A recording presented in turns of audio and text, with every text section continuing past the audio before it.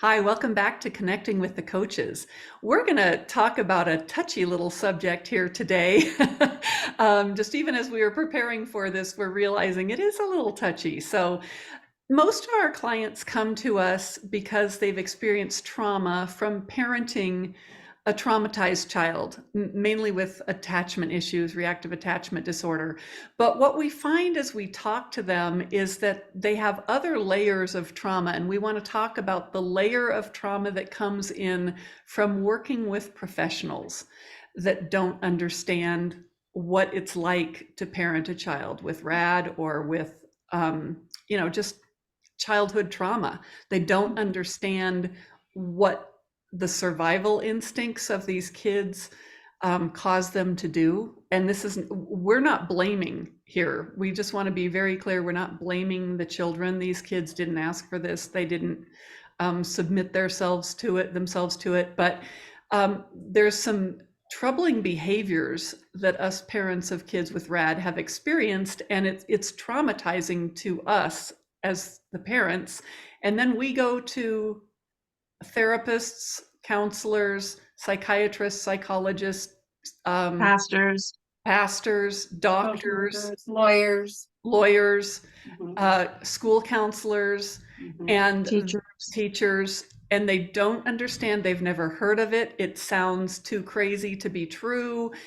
And so now parents are faced with, not only do I feel totally alone in my family, in my community, but now the professionals don't believe me and in fact are blaming me. And so let's just have a discussion on that. We all have experienced it to some degree in our own lives, and then we've also experienced it by the tens and hundreds with our clients. I can't think of any client that I have seen who has not said at least one professional didn't understand, didn't believe, or blamed. Mhm. So there's a nice little intro for where do we start here? Let's talk a little bit about maybe why other people don't understand this. What do you guys think? Like, as I know both of you right now are in grad school, post even doctorate school. So tell us what you have seen in your education. What's being taught about this? Well, I will speak to a class that I recently took on abnormal behavior, and there was a part of a chapter that had um, a section about reactive attachment. And so, of course, I was eager to see what they had to say, and they described it really well, according to the DSM-5. But the second paragraph went on to say that RAD can be cured in a loving, caring family.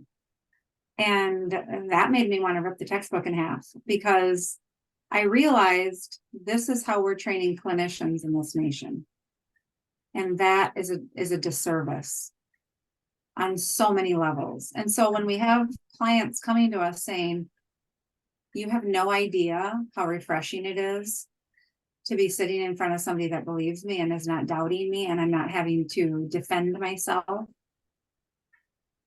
And I feel like across not just clinicians, but doctors, lawyers, teachers, you name it, people just don't understand RAD, because it's not one of those diagnoses that is talked about often. We often will go to, oppositional defiant disorder, or bipolar, or split personality, or multiple personality, or any of the other ones that have threads too, that weave through reactive attachment disorder. But because we are not talking enough about RAD, I don't think a lot of people, even that are diagnosing, understand it correctly. Right. Well, and I think also a lot of people aren't diagnosing because it in the clinical world, it has kind of a negative connotation because it's so hard. Nobody really knows how to cure it. Nobody Oh, knows how to fix it. Nobody knows what to do. mhm, You know, if the kids are on the more mild end of the spectrum, there mhm, is absolutely hope. And those kids we see healing in families with therapy. But mhm, the more moderate to extreme cases, we're not seeing help and healing within the family. And so clinicians don't like that. They don't want to diagnose a child with something that to them seems almost hopeless. So mhm, rather than giving them the diagnosis and then helping the parents to find treatment, which, like we said, is very hard to find, they just don't diagnose. mhm. So, what did you find, Amy? And you're in a master's, or I'm sorry, a doctoral program. Tell us about that a little bit. Yeah, well, the literature does compare kids, where I would guess that where that statement in your book came from is that the literature compares kids who age out of the system with kids who went to a family. And we know that kids do better in families. Mhm. And so then there's this broad sweeping generalization that that means rad kids do better in families too. And that's just not accurate for all of them. Mhm. They're so triggered by closeness and being seen, that they need you at a distance, a safe distance. So I want to be able to say that I have a mom, but I don't want to live with her. I just want to be friends. Yeah. Like I Mhm. like for our situation, the the brain was primed in an orphanage setting. And that's how they see the world now. And I think when we start to understand the neuroscience of it and how we take the responsibility of the new parents with all the other things that are also impacting this child. And I just don't think that practice has caught up with what we know about trauma, particularly what um, Van der Kolk and Levine and some of those that really understand that trauma is a nervous system dysregulation and that yeah, and it spreads. So when we're talking about how we're traumatized from having lived with that, well, when you're trying to help and they keep pushing you away and they amp up the pushing away effect until it's just so dangerous for everybody. It's just unreal the trauma that you can get from asking for help and not getting the help, not Right. being believed in getting the help. Right. And Mhm. sorry for the background noise. We've got some painters in our house today, so hopefully we can keep going here and it won't get too bad. I did some postgraduate work. I wanted to get a specialty in something called attachment-based intervention specialist, and I did two different levels of this, and it was like 16 hours per level. And during both of those trainings, they didn't even touch it. I'm thinking attachment-based intervention specialist. And like we had half an hour left on the first day, and I said, when are we going to talk about RAD? Oh, well, that's so rare. That's And that is the problem, It is is the that problem. it is not as rare as they Mhm. tell us. right, It's just Mhm. it's right. just not. So then in the second situation with this, the second training, I got this. I could not believe it. They were telling me that they're like talking. This guy was a psychologist and he was teaching at one of the universities, and he was talking about his adoptive parents that were clients of kids with RAD. And he's like, well, some of these parents are just, and I mean, I got so triggered just by that. I literally had to sit and breathe and calm myself down. And it took about 15 or 20 minutes till the red Mhm. flushed out of me before I could even say anything. Because I knew I am representing all of my clients here. And if I look like an idiot, raving lunatic, then I'm not helping anybody. So finally, I raised my hand and I just said, these parents, for the most part, were pretty healthy people. before they brought in a child who was this traumatized. Mm. And if you don't understand that the parents have been traumatized, and if you see the parents as the problem, you're part of the problem because you're not helping them. You need to help the parents with their own trauma so that they can get calmed down, so that they can then help this traumatized child. And Yes. it's just like, if you look at the parents like this, you guys, I'm older than you. I don't know if you remember when I was growing up, there was a bumper sticker that said, "Believe the children." And I know it was all about, we want to believe that kids are telling the truth in regard to child abuse. If they're telling you that they're being abused, they are. And I would say, I don't know what the percentage is, but 90 some percent of those kids are telling the truth. Mhm. But when you have a child with reactive attachment disorder and you think about it this way, that the child, in their survival, in their interest in just staying alive and keeping you away from them, um, sometimes they falsely report. And, we were talking before we started recording that, all these people are mandated reporters. Mhm. And so there are so many parents being investigated Mhm. for things that are not true. And a lot of times then the social workers will come into the home, and maybe you guys can help me out with this a little bit, but they'll like interview even the other kids, which is traumatizing for the other children. But the other kids are saying, no, that's not what happened. And Mhm. it's just kind of a crazy situation, because now you've got really, these are not perfect parents. I'm sure they've all made mistakes, as we all did, but they're not abusive parents, but they're being accused of sexual abuse or physical abuse or emotional abuse by a Mhm. child whose brain is not functioning in a healthy way because it's so traumatized. What have you guys seen with that? And don't give any specifics. Mhm. Oh, all the time. I have clients that have been in that position, and it's absolutely devastating to the family unit to have to go through an investigation. Yeah. I mean, these people, when you rewind and go to the absolute beginning of their journey for adoption, they had the purest of intentions and the purest of hearts going into these situations. And through triangulation and manipulation, and through all of the, nuances of RAD that we all understand, that can be flipped by the child with reactive attachment disorder to make it look like these parents are perpetrators. And really, the thing I want to clarify is, I don't know that the kids have fully thought this through. I don't Mhm. know that they think about what might happen. I Mhm. truly believe that their interest is just about, how do I get them to back off trying to be close to me?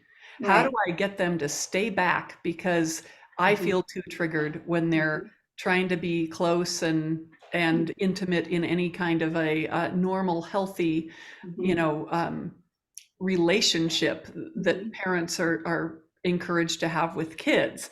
And when we don't understand that reactive attachment disorder drives the kids to just put a wedge between Mhm. them and us, you can't imagine that a child would ever just say something like that. But when they're Mhm. feeling that threatened, I think that that's what happens.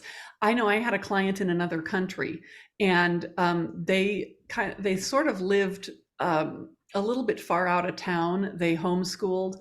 and they had a bunch of kids, and in fact had a baby that was only like 5 or 6 months old. And this child with reactive attachment disorder, they had to place her out of the home due to some things. And then after that, allegations started coming in, and CPS came in and took all of their children, including their nursing baby. And mom was able to go over to nurse like once a day or something like that. And you Mhm. just think about that and what the system then is doing to perpetrate another generation of unattached. Because you don't take a nursing baby from its mom, but they had this abuse allegation that they had to clear before they could allow, and it's so infuriating. And so, talk about another layer of trauma on those parents. because they're already feeling traumatized. Their kids are already feeling traumatized, but now through people who don't understand this disorder, people who, the whole believe the children, and it's very similar to like the Me Too movement, which I believe is a good idea. We want to believe abuse victims, but a lot of the just general population doesn't understand that there are very, very manipulative people out there who will be the exceptions that come in and start accusing when it didn't happen, just Well, to and gain control. I think underneath reactive attachment is the desire to have control. And so the desire to have control turns into the desire to create chaos, because in the chaos, they feel the safest, Right. because they know they've created the chaos, and that Yes. gives them a sense of safety. That, look at what I have done. I've got everybody else up, all twisted up into a tizzy, and I created that. So it does give them a false sense of control, Hmm. which is why Well, I and think, going back to the neuroscience of it all, their brain was wired in yeah, chaos. The only time they actually know what to do is in the chaos. yes, So if they can create it and then they watch everybody else not know what to do, yes, and it's not conscious. That's the yeah, thing, it's literally survival stuff. It's like it's just not on purpose. I agree with that, that Yeah. it's their own triggers and Well, and the desire. we've seen kids adopted out of foster care. We've seen kids adopted from orphanages all over the world, and these kids have not communicated with each other. They yeah, do not know that the one over there is doing yeah, this thing and it seems to yeah, work. They all do very similar things. We have the list of things that they do, and when our parents come to us, when clients come to us, it's like they don't have to explain it, even though it seems very bizarre to them. We're like, oh yeah, and I bet they do this and this and this and this, and it's like, yes, how did yeah, you know? Because that's what survival does to a kid. right, right, That's what trauma and abuse and right, neglect and um, whatever else happens to these kids before right. the age of 3 that is so destructive to Mhm, their nervous systems, their brains. That's what this does to them. And mhm, we understand this. And what we wish is that doctors would understand. I've been educating my own doctor. mhm, Whenever I talk to a professional, I try to educate them because most mhm, of them, it's not that they don't want to know, they just don't know. mhm, But then, there's some arrogance in there that, well, I know what I need to know. mhm. If Yeah, I'd if like I to needed it share, in school, they yeah, would have I'd like to taught it. share just a quick story. Recently, I had a client that asked if I would meet with their lawyer, just to explain, because she came to him in such a frazzled state, from parenting 2 children with Rad, and he was seeing her in a very different light than what the Looked a true little story crazy was. and rat frazzled. Yeah. Yes, absolutely. So I met with him, and for 1 hour, I described what life was like for her. And at the end of that hour, he said, I am so humbled right now. Mm. I had not a clue. Wow, that's amazing, Jen. Yes. Yeah. What So a he was blessing you then able were. to go back to her and see her in a very different, but again, it just points to, and I said to him, this is nothing of a defect on you. It's a defect on the system. We are just not educating people. Hmm. So you don't know, because how would you have ever encountered it? Right. Well, and I've You know? probably mentioned this on another Connecting with the Coaches, but when I was getting my master's like 14 years ago, I remember at 2 different universities, I said, when are we going to learn something about reactive attachment disorder? And both times they said, you might be able to get something at the doctoral level. And I thought, so you mean to tell me that every counselor that has a master's degree, um, they have not heard one thing about this? Mhm. And No, so, well, what we heard was that it's rare, right? Yep. It's like Yeah. when we did Lamaze classes before we had the baby. I use this story, and we go in, we're doing all the breathing techniques and learning how to do it, but then I go in to have my baby and we end up in a C-section. Mhm. you Well, don't know I thought anything that wasn't about supposed to that. happen. I Yeah. thought that wasn't supposed to happen. That's so rare. Yeah. So Yes. now I'm completely unprepared for being sliced open and not being able to walk or drive for 6 weeks after I bring my baby home. Yes. Right. And that's fine because it's rare. We just skip it. Absolutely not. Mhm. That is a failure of the system to support the families Yeah. who are doing this. And Yeah. if we're going in naive, we need to be awakened before we Yeah. take this on. And Yes. there's no good reason not to, no good enough reason not to tell parents the Right. potentials, the real potentiality. Right. Absolutely. Right.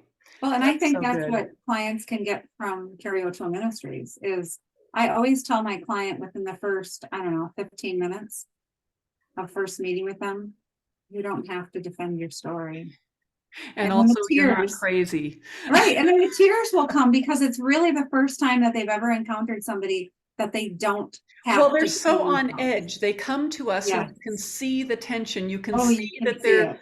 they're just begging and pleading that someone will listen and Yes. understand. And then we Yes. start finishing their sentences, and all of a sudden you can see them go, Yes. and they relax. So, Yes. yeah. Well, that's why we do what we do. Mhm. And if you've experienced this kind of trauma and you need somebody to talk to about it, maybe you're healing up from some of the other stuff, but you may find it's years out and you're still so angry about something that happened to you or how they treated you or how you were misrepresented or whatever, Mhm. that's a grieving process and it's healing up of the trauma. And we know how to help with that. So reach out to carryotoole.com. Go there on our contact and you can find Jen or Amy or I. All three of us do coaching, and we'd love to walk you through any of that because you are not alone. We've all been there, we've all experienced it, and now we're helping a lot of other people with the same kind of thing. So thanks for joining us all here today.